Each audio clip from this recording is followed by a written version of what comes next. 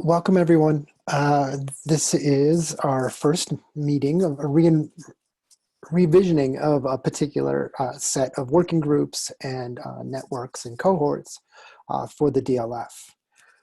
We're bringing together a data and digital scholarship working group, which was already in existence, and an e-research network, which was a cohort-driven 6-month program that was looking really into research data services, digital scholarship. And so what we're going to do is welcome you to the group, talk a little bit more about our sessions as we plan them, connect a bit more to, we asked a few of you who are interested to give us some ideas around potential topics. The role, I want to note our roles. So I am Jason Clark. I'm a professor at Montana State University. And I work closely with Sarah Mannheimer, who is another, Sarah, do you want to say? I'd love to hear your voice. Hi, I'm Sarah Mannheimer. I'm also a professor and librarian at Montana State. I'm a data librarian. So Jason and I co-led the e-research network prior to this. Now we're moving to facilitate this group. Mm-hmm. And so a role about our facilitation, there are kind of older, there are parts of this assignments, parts of the network that we want to bring into this working group, but we're also going to follow the lead of and interests of the community. So we have a broad description of our community of practice. I highlighted shared skill development, peer mentorship, networking, and collaboration, because we see those as the core pieces of this group going forward. There is a link to the wiki there where we'll continue to, much like the other DLF working groups, you can find information, background information about our group, links to further resources. So that's kind of that is our goal, is to kind of bring these two networks together and work around a couple of particular goals. And these are goals that were articulated in the past around the e-research network and the DS working group from the Curation DLF. I want to note that third bullet. There's always been a kind of way to, or an interest in connecting a number of the questions we have locally with a peer network. And so we're carrying one of the exercises as we work through this year, and we're going to work through probably quarterly sessions. So like a December, then maybe a March, then a June or somewhere in there, if you're thinking around the fiscal year. But one of the goals, and Sarah will talk to it a bit more, is that we want to connect us to particular, really use the expertise in the community to connect you to questions. So we have a framing, the start of a means to bring together some questions around a consultation project. That was always one of the key parts of the e-research network, along with assignments and various other areas. Various other pieces of pulling together research data services and digital scholarship questions. So it'll be a really flexible focus. And again, we're going to follow the lead of the community. We started this session with a broad road mapping idea. And given one of our past alumni members' interests, we're bringing that's kind of the topic for today. But what you can expect in this is quarterly sessions, pretty flexible focus, probably about 90 minutes or so, usually some kind of short visit from an invited speaker around a particular topic, probably some small discussion, and then an activity related to that particular topic for the session. Typical online communications. There is a Slack. I don't know how active we'll really be in there. our primary, when I say listserv, will be the Google, there's a Google group. I mentioned already that there may be, because the eResearch Network had a strong cohort and kind of a more of a focused curriculum, we may have readings to suggest, or certainly there will be, we're looking to carry out forward the consultations. That was always something that was appreciated and received some of the best feedback during the eResearch Network. During that implementation, as we ran those sessions. I want to do a quick, I'm going to hand this over to Sarah in a moment just so you can hear another voice. We put out a survey, I think in the last couple of weeks. We got about 25 results. I want to thank everybody who's participated so far. And really this is an introduction, it was kind of an introduction to the other parts, the kind of broad goals for the working group. But more importantly, it was a way to register interest, topics, and expertise. So if you haven't taken that survey, the link is here. It's in Qualtrics. It will remain open. Where we asked about what topics we'd want to continue, what topics we'd like to see, and potentially if you have an interest in helping to lead a particular discussion. Sarah and I will facilitate throughout the year. We're happy to do kind of keep the logistics moving, do help with framing assignments, help planning of those sessions, but our role will really be more facilitation. And we're really looking forward to hearing more and allowing the community to pull forward what they want to speak about and talk about. So those topics were, I mean, these were existing topics you saw, and it came out pretty evenly. Although I do note that assessment and metrics, that was probably at the top. So maybe that's another session, or that is a session that we would pull forward. But you can kind of see a pretty broad support for existing topics. And then we saw some pretty interesting newer ideas around, well, you can see, I won't read all of them, but you know, things like research and scholarship profiles, growing a data services program, publishing services, protocol hosting.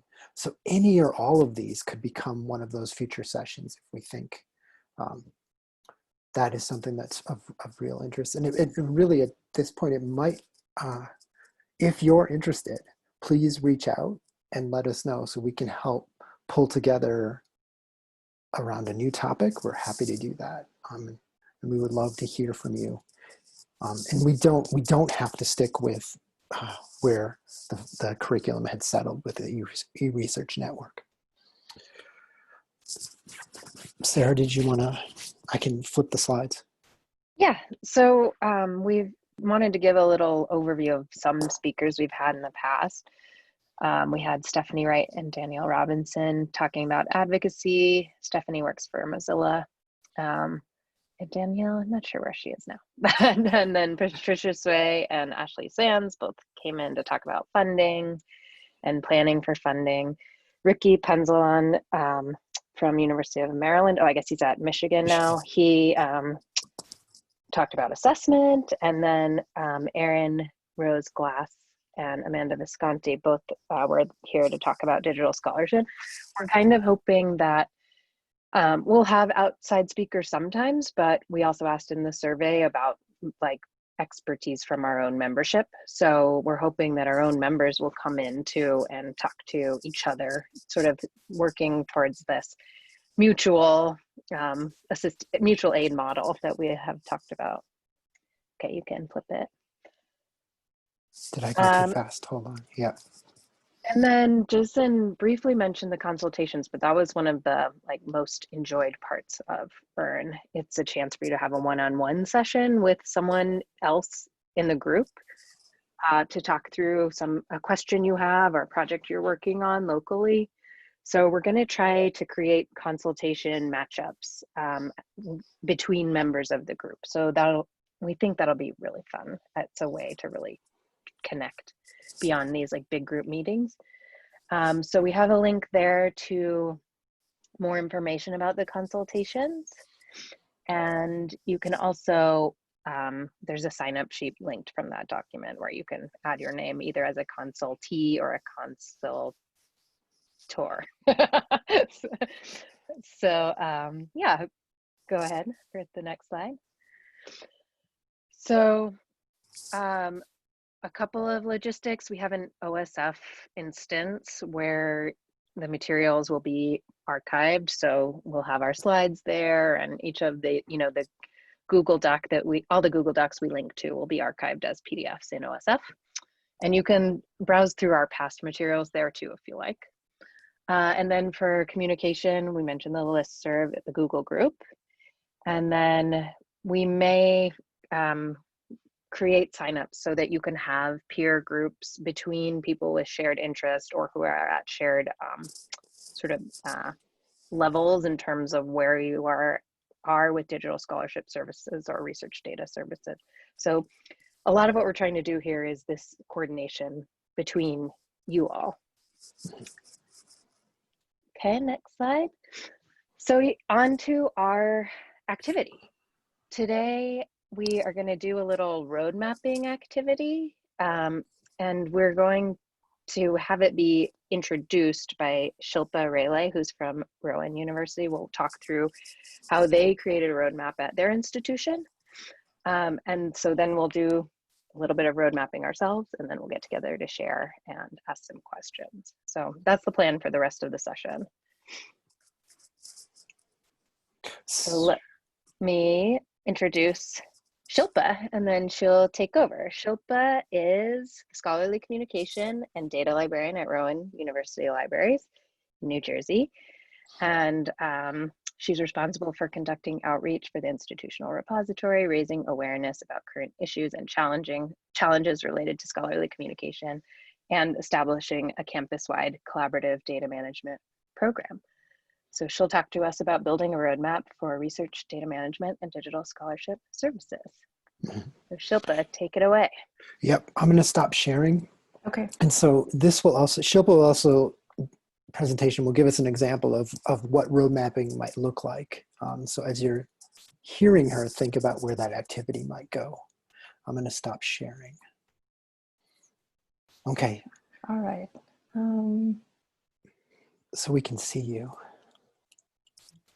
I hit share screen. Can you all see this? Yes. Yes. Okay. Maybe put it into presentation mode. Yeah, into presentation. I'm going to mute myself. Okay. Is that better? All right. I participated in the EARN program in 2018. And that program just had such a huge impact on my position, and also identifying where Rowan University Libraries wanted to go as a research library. That when the opportunity came to participate in this group again, I was extremely excited to be back here and share what our journey has been so far. So in terms of thinking about developing a roadmap, I guess it depends on what one's goals are and what sort of an institution you're coming from.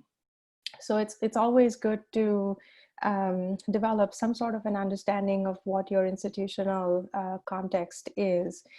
So whether you're a smaller liberal arts college or whether you're a larger research institution, and what the current environment is. But it's also helpful. One of the activities for a roadmap could also be developing a survey to identify researcher and infrastructure needs, which can then help to set priorities, whether it's for the budget purposes or for hiring practices, again, depending on where you want to go. It's also useful to identify the people that you want to collaborate with or to develop deep partnerships with on campus to move these projects forward. And it also helps to give an understanding of the bigger picture on campus, and also to set up some realistic goals and a timeline for working towards those goals. Oops. How do I go to the next one? Okay, there you go. So, so my participation in the EARN program in 2018 actually came at a critical time for us. Rowan University is one of the fastest growing institutions in the state, but I hear also within the country. In 2017, it received the R3 Carnegie classification, and within a year's time, which was in the fall of 2018, that Carnegie classification went up to an R2. And so there has been tremendous focus and energy that is being diverted to ramping up the research efforts on campus. And so, given that my position at the time was, it was fairly new, I was only a year into the position, I thought conducting a research data management survey to understand what the needs might be for Rowan researchers, it came at a really opportune time.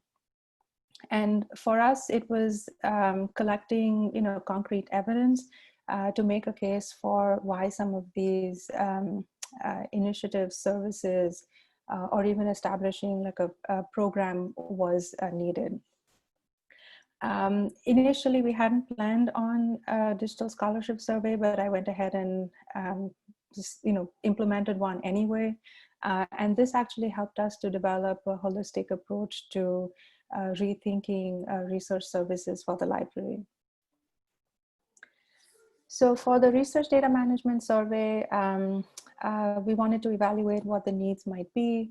And the way we went about identifying faculty to participate in the survey was we looked at researchers or faculty who had received grant funding or who had published within the last 5 years. So that was between 2013 and 2018. We implemented the survey in 2018. And of the 350 surveys that we sent, 113 were completed. So we had a pretty good response rate to the survey. So I'll just backtrack here a little bit. To participate in the EARN, I reached out to the Division of University Research, and one of their representatives participated in the program with me. And this was actually the right thing to do, because the Division of Research also realized how important it was to assess what some of the needs were, and how we could go about doing or achieving our goals in a more comprehensive way. So in terms of the findings, none of the results were surprising. If you've looked at research data management survey results from other institutions, this is pretty much what you see in those surveys. So there was need for data storage and preservation solution. Researchers needed help writing effective data management plans. They wanted tools to share research data. So interestingly, one of the survey findings was that people were using email to share research data.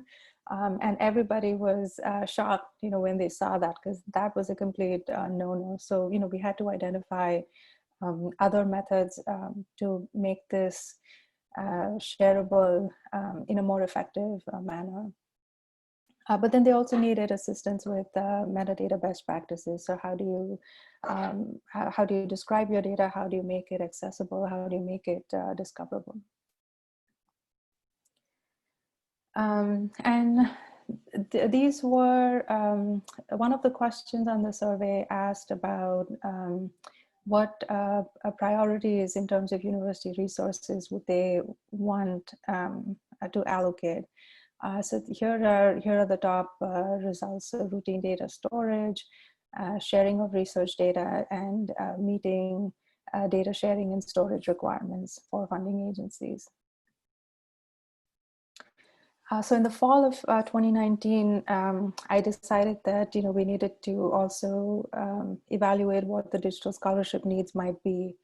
And so there were a group of librarians who got together and we developed a survey for this purpose. This survey we opened up to the entire campus. And,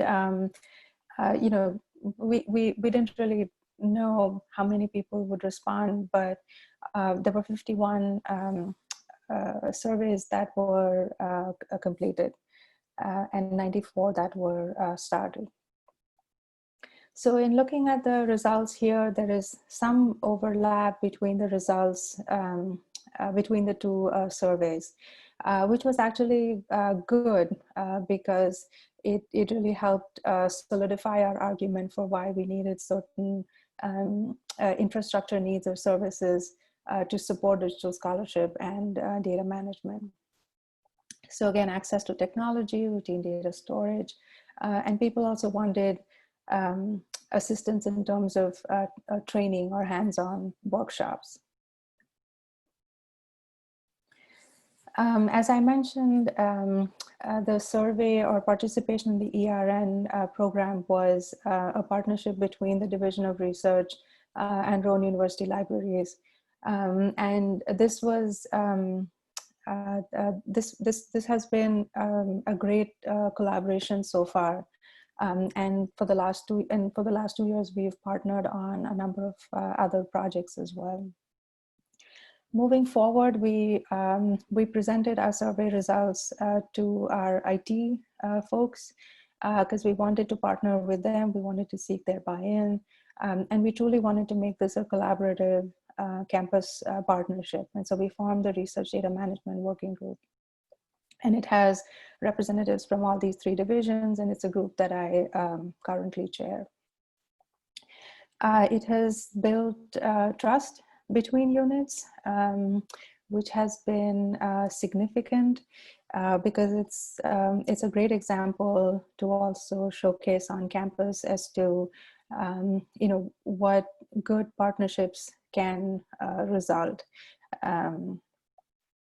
in terms of offering programs or services. We also provide regular communication updates to our unit heads. And that's actually good because, given their seniority on campus, they're able to make a case to other senior campus administrators for seeking additional resources or financial support for some of the things that we've outlined. And with this data management group, we've also been able to triage some of the faculty requests. So there may be researchers who might reach out to the Division of University Research who might need help in either reviewing their data management plans, or they might need a connection made between the library because we have our institutional repository.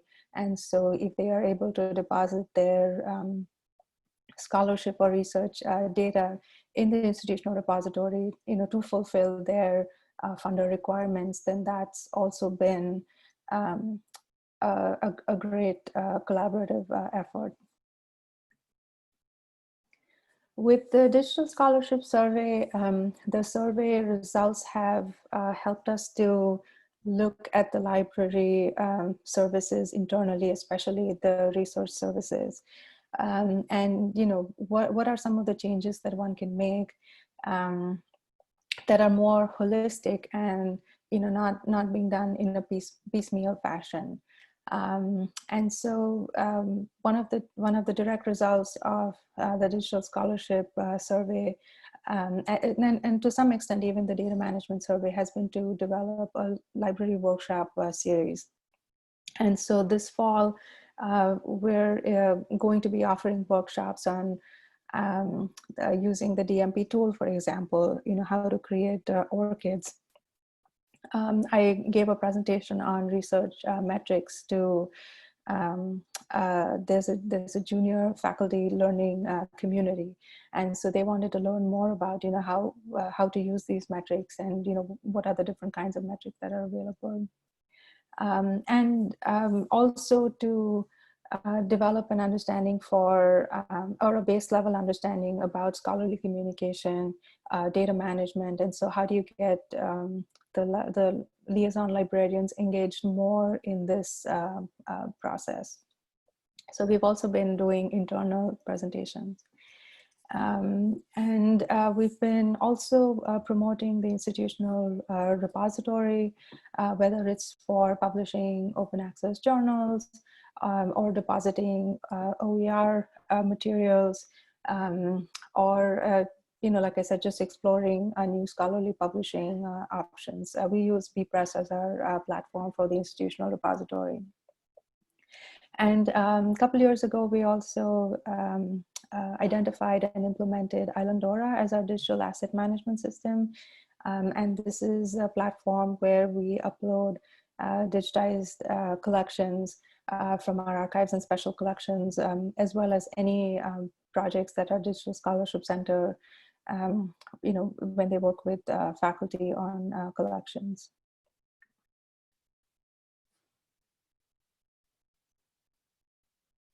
Is this it?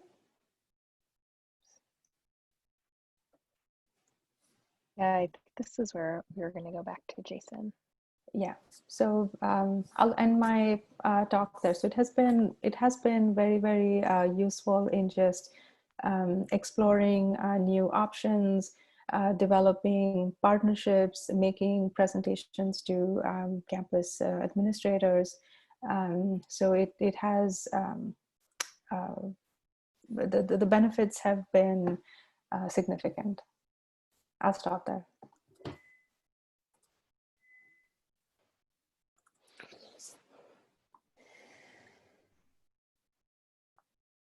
I think I'm still here. I'm looking at the chat as well. So before we move too far past, does anybody have any questions for Shilpa? I just want to put that, if you have them in this, you can put that in the chat, or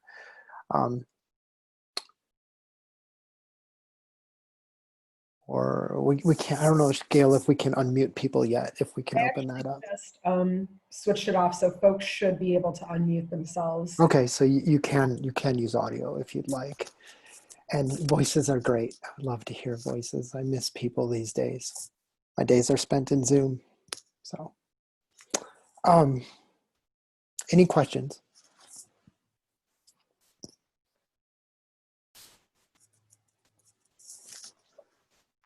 I have a question just to get us started. Shilpa, are you planning to redo these surveys in any form, like regularly, or are they sort of a launching point for you? This has just been a launching point for us so far. There were a couple other things that we wanted to get off the ground this year, but given how lean all the budgets are going to be, we're going to hold off on a couple of initiatives. But maybe in another year or two, we might do another assessment just to see where we're at. And then the other thing that I also want to do is to develop some sort of training or outreach methods for students, undergraduate or graduate, and that's not a place I'm at the moment. We're still laying the groundwork for a lot of these initiatives. Thanks. I see that Andre has a question, so I'm going to unmute her. you want to go ahead and talk? I have a question about the types of researchers that you had answer your survey and that you're working with. Are you working with anyone from the humanities or the arts? There is one faculty member who is in the process of collecting oral histories. I'm not sure about the status of her project because everything is on hold at the moment. I'm not sure if she's been going out and collecting these things, but she would be one researcher that we would be working with in the future. But many of the people who responded were from the sciences and engineering.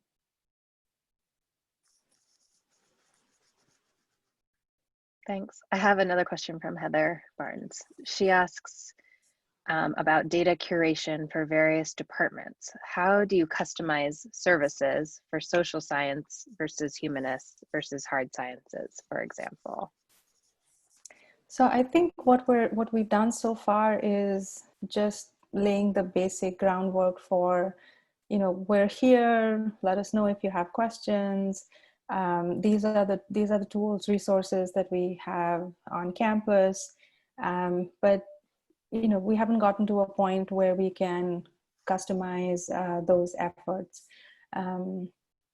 Hopefully, we'll get there in another year or two.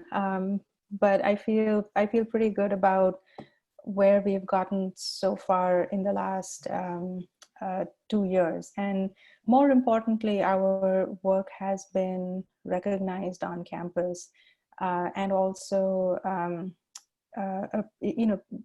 so some of us also, or I sit on what's called the Rowan University Research Council. So this has all the deans and the associate deans for research. And so I do periodic updates on what the working group has been able to achieve, but also sliding in, this is what we need, and we need support from all of you to help us move forward in, whatever direction. But yeah, hopefully in another year or two, I might have an answer for the customizing services.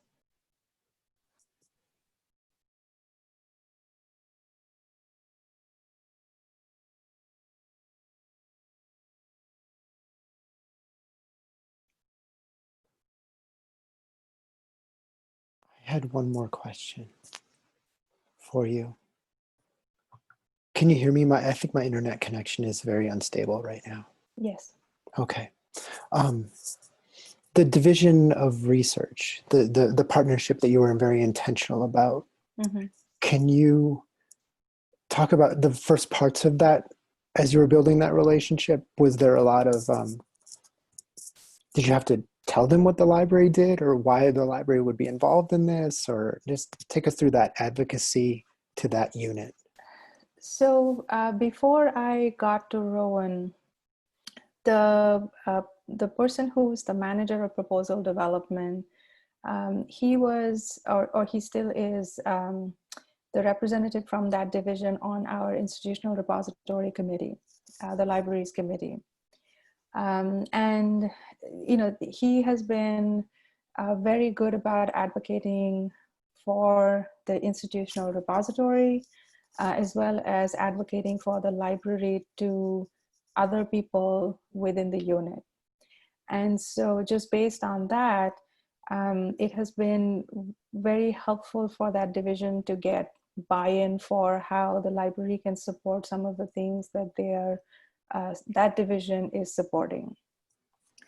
And so one of the things that we've been able to do is, because of this working group and because of regular communications with the VP of research, we've been able to, like I said, promote our work, but also they've been able to share resources to, for example, we're in the process of getting ORCID membership. We've collaborated funds to also get Pivot. This is to look for patents and grant funding information and things like that. The other thing that the manager of proposal development has done is we set up all of the internal seed funding application workflows on our institutional repository platform. So they can manage all of the submissions from the back end. And one of the requirements that they've made for the application process is that all of the researchers who apply have to make a researcher profile on our bpress platform. And so that has also gained a lot of visibility for what the library is doing, for the importance of having a researcher profile, but also what our institutional repository is. And so we have more people depositing their works there. He is also one who sits on our library committee that oversees our open access publishing fund. And so he's able to direct people to say, hey, you know, the library has this fund, you know, if you're applying for, or if you're submitting an article to publish in an open access venue, you know, you may be able to get funding from this grant as well. And so we've just, you know, built upon, you know, that existing relationships.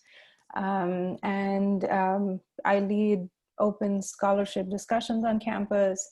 So there are people from that division who participate in those discussions, and they're also able to get a clearer understanding of what the researchers or what their division needs to be paying attention to in terms of funder requirements and how the library can help in that process. So for me, they've been a critical partner in everything that I do. And they see the value that my position brings, what the library brings to their work. And so it's worked out really, really nicely. Thank you.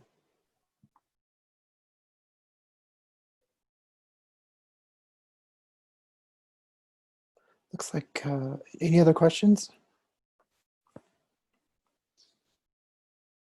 I think we are okay. Thanks, Shilpa. And Shilpa's going to stay around. And what you're going to see, I'm going to switch back, share my screen.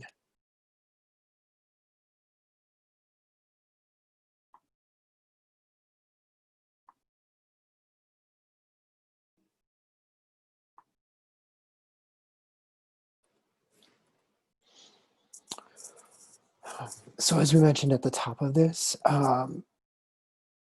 we'll typically have some form of kind of session or talk that gives us, and it just kind of gets us understanding what the potential topic is for the session.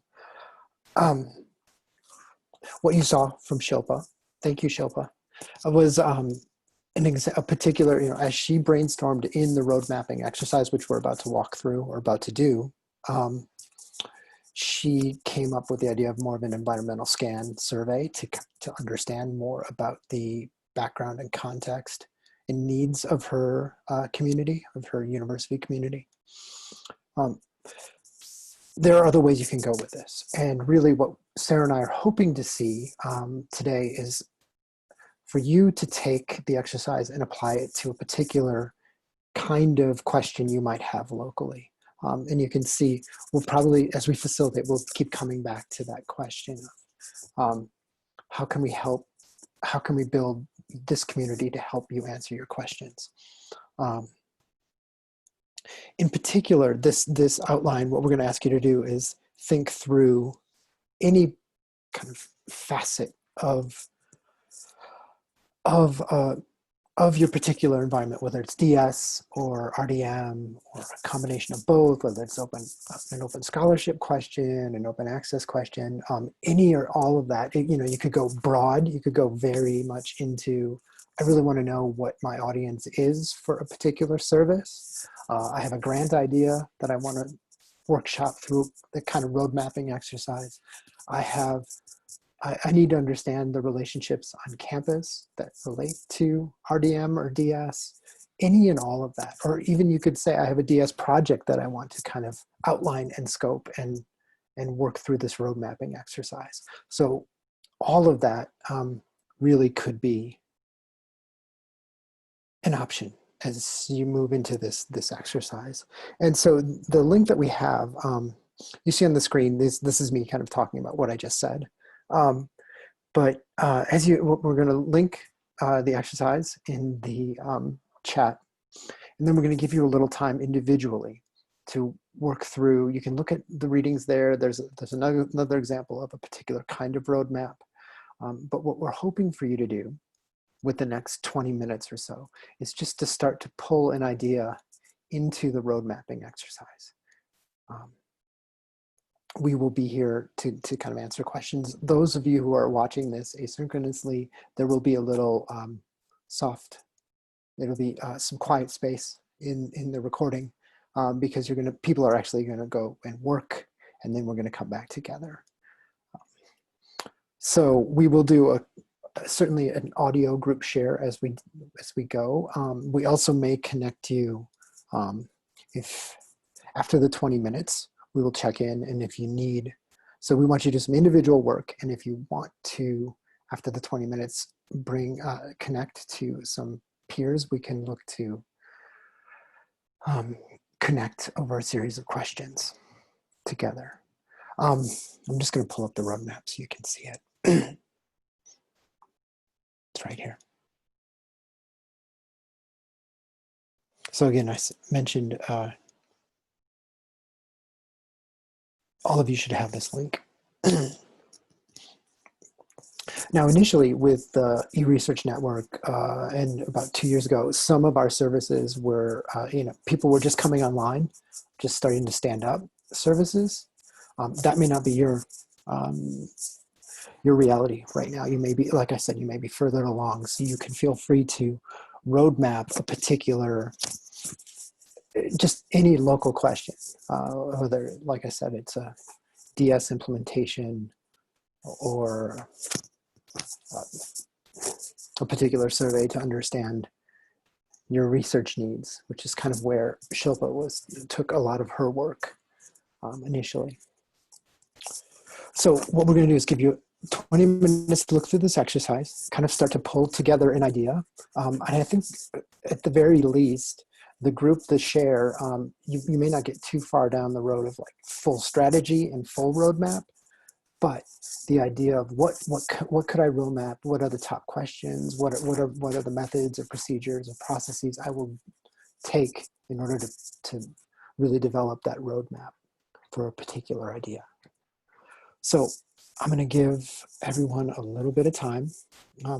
We will check in about 15, 20 minutes or so. Sarah and I will check in, and if you do have questions, feel free to you can connect in the chat or message us directly. We're happy to pop in and chat.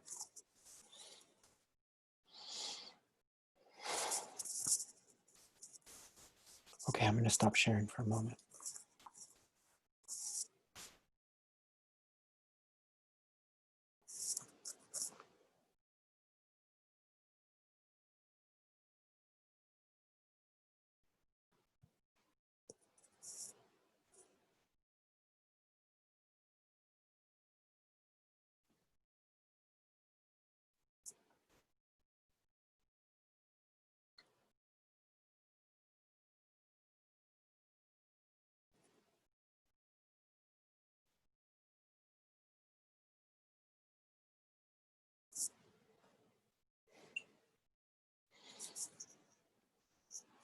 Gail, this will be the part where it's just kind of soft silence. Should we pause the recording? Yeah, I can do that. I mean, can you pause it and then turn it back on? I mean, is that possible? Oh, yeah, then that's probably fine. I don't think they need to see us waiting for questions or doing some of our own work. Notification. Okay, you're good to go. Okay, so welcome back, everyone. We're with the remaining time and the remaining people, we're going to just pull in a kind of open discussion around what you started to brainstorm around the roadmap idea, and if you have any other questions, clarifications, any and all things, please just go ahead and the floor is open.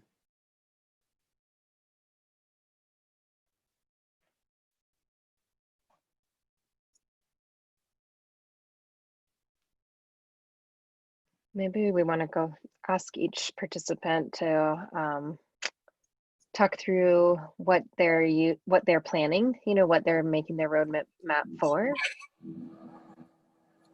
That would be great. Yeah. Mm-hmm. Should I just, looking at participants. Looks like Nicholas Wolf has offered to start. Okay. Yeah, I can start. So I was just thinking of something that we've been discussing this week in the department, which was just a small subservice of our larger services. In this case, it was something we're seeing more frequently because of the remote situation for many of our researchers, which is that, previously they had access to a computer in an office somewhere, probably something slightly higher powered than what they have at home. And specifically, many of them are looking for the ability to kind of receive data from a data provider. And so our thought is, could we have a service, even if it's a short-term service in the next 6 months to a year, that could help offload some of these requests or respond to these type of requests. So we're not sure what that could be. We would have to use this roadmap exercise to find out what exactly users are looking for. So that was my idea. Mm-hmm. Perfect example. Thank you. Yeah. Just the idea of a subservice doesn't have to be. Some of the examples in this exercise talk about a very grand vision or a kind of getting started vision, but it doesn't have to be that.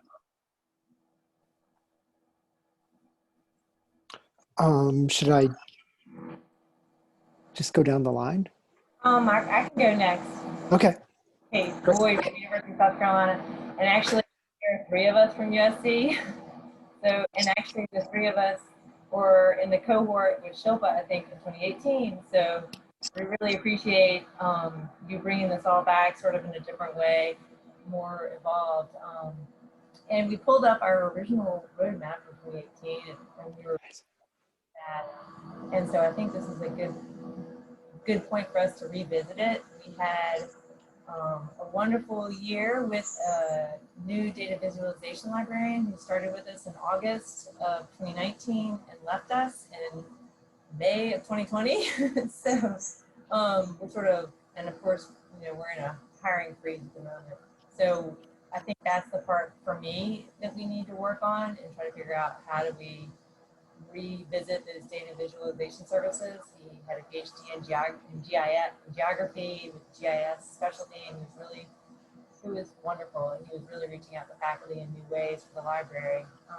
So that's what I want to focus on, but then I have a scholarly communications librarian here and research data librarian who are doing wonderful things. So they probably have their own spaces they also need to work on. Thank you. Mm-hmm. Thank you. That's cool to see where your next iteration of the roadmap will go. I feel like you can do it repeatedly even for the same service, so it's cool. And Andre says they want to go next. Hi, I'm Andre from the University of Chicago, and I was in one of the very first cohorts, so it's been a while.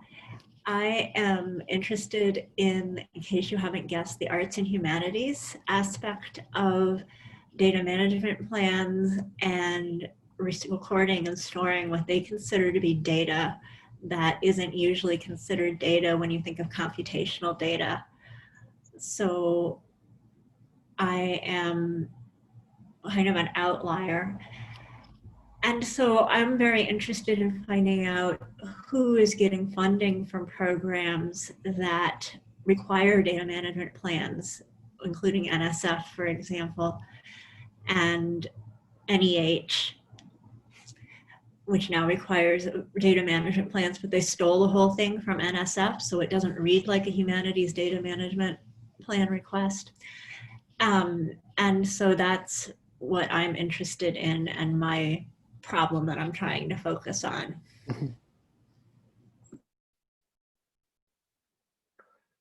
That's really interesting. That's great to see you thinking, and again, more of a subservice. A particular, what does data management look like for humanities disciplines? I feel like that's a big question among a lot of us. So Yeah. Andre, maybe you want to actually lead a session on humanities data later this year or next year. That could be possible. I'm currently doing research on it along with a colleague, so I may know more next year. That's great. All right, Lisa has offered to go next. Perfect. Hi, everyone. Speaking of the NEH data management plans, you may or may not be aware that a few years ago, the NEH released a whole bunch of them. So that's, you can examine how those NEH data management plans are set up as a starting point, perhaps. The area that I'm focusing on is really trying to expand the audience for our data repository services. Right now, we only have a few data sets, and we've revamped our process for accepting data sets in our repository, but want to increase awareness on campus that that service is available, or that we can help direct people to other discipline-based repositories as appropriate. We're in the initial process of looking at moving from our current repository platform to a new one. So we want to understand how data fits into our selection of a new repository as well.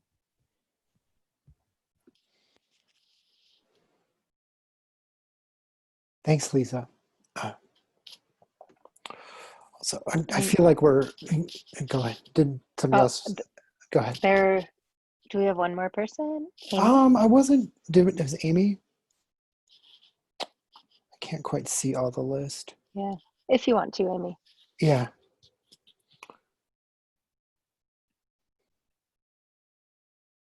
Yeah, maybe she's opting out. Okay, that's fine. No worries. I'm just going to pop back. So we kind of did through our group share.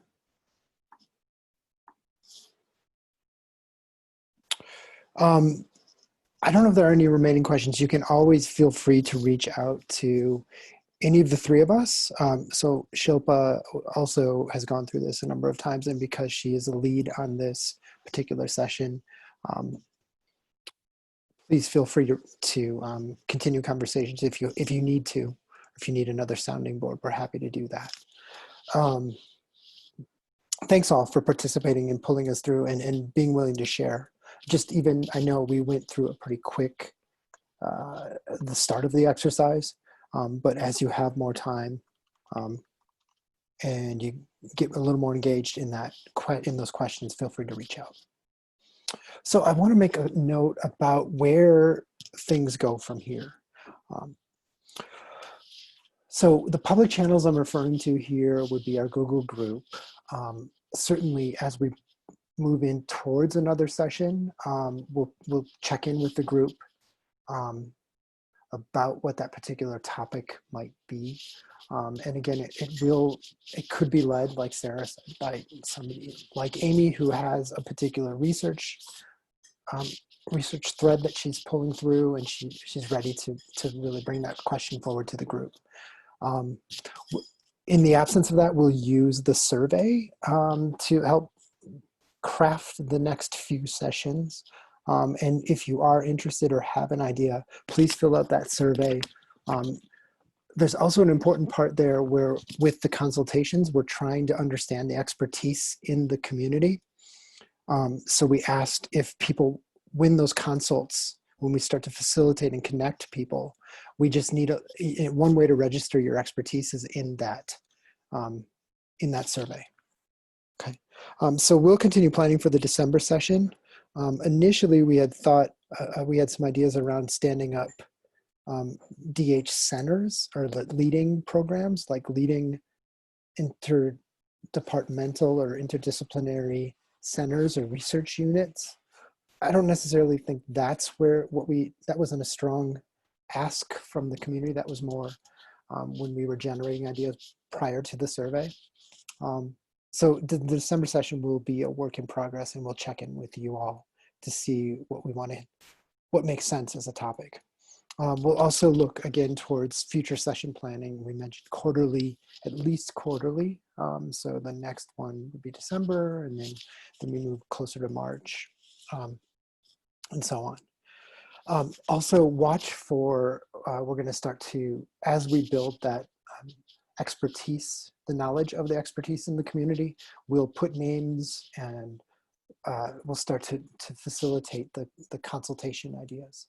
Usually in the e-research network, we waited until the end to do consultations, but if you have a pressing question, I mean, if Amy really wanted to brainstorm the research, the humanities data management for the humanities idea with somebody, there's no reason she couldn't do that in the next few weeks or month. So we'll start to kind of, you'll see exchanges where Sarah and I are trying to connect people, or at least start those conversations, connecting people. Other than that, I just want to say thank you to Shilpa, to Sarah, to Gail, and also a nod to Lee Bonds and Alex Gill, who formed the Digital Scholarship Working Group and then graciously kind of suggested we bring all of our ideas together for this new iteration of the working group.